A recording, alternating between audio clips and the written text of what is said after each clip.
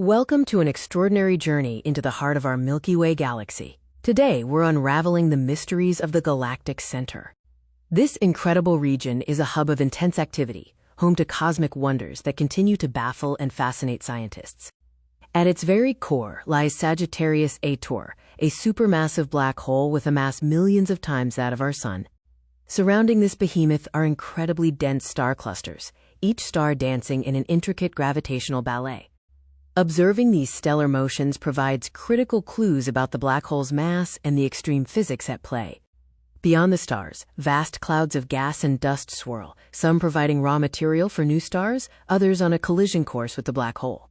We're seeing incredibly high-velocity gas features, hinting at powerful outflows and shocks driven by processes near SGRA TOM. Magnetic fields also play a crucial role, shaping the flow of gas and influencing how matter falls into the black hole. Recently, the galactic center has shown unusual activity, with unexpected flares and bursts of radiation detected by telescopes.